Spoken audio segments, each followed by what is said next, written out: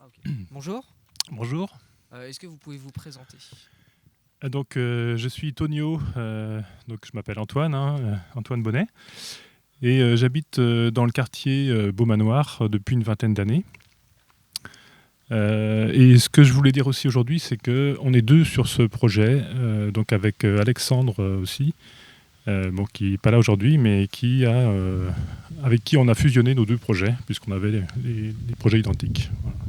Est-ce que vous pouvez présenter votre projet?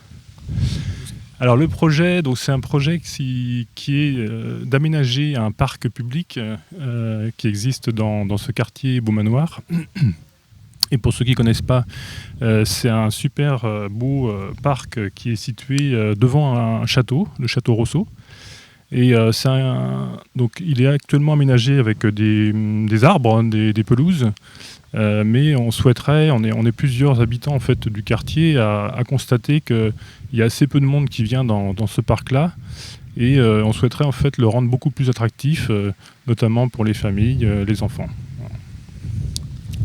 Est-ce que vous pouvez donner en une phrase ou quelques mots, donner envie aux gens de voter pour votre projet? Alors j'ai oublié de dire avant, je reviens juste sur la phrase d'avant, mais je vais enchaîner après. C'est le parc écolo rigolo. Pour décrire un petit peu ce qu'on veut mettre ce qu'on veut faire avec ce projet-là.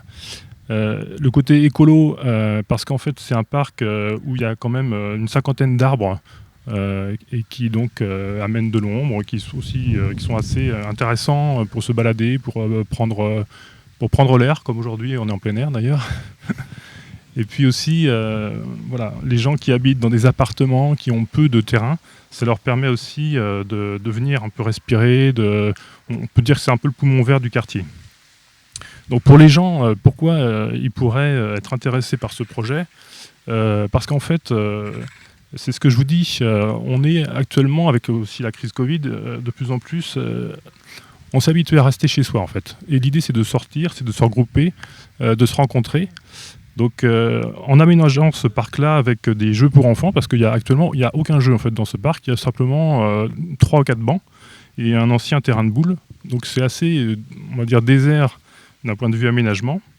Donc en l'aménageant avec à la fois des jeux pour enfants, des tables, des bancs, du mobilier assez cosy en fait, l'idée c'est de le rendre attractif pour venir se détendre, pour venir aussi peut-être se poser et avec des enfants prendre un goûter.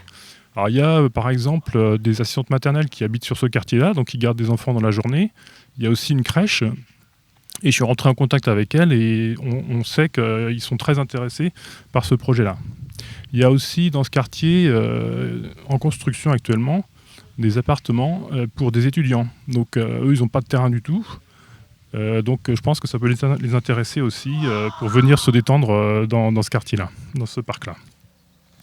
Et puis aussi dans ce projet, donc écolo rigolo parce qu'aussi on souhaite installer un chargeur à pédale, un chargeur de téléphone.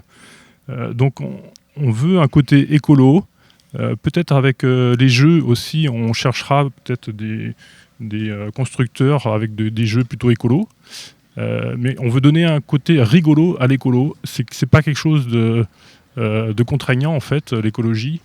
On peut aussi être écolo tout en étant amusant et respectueux des arbres et de la nature.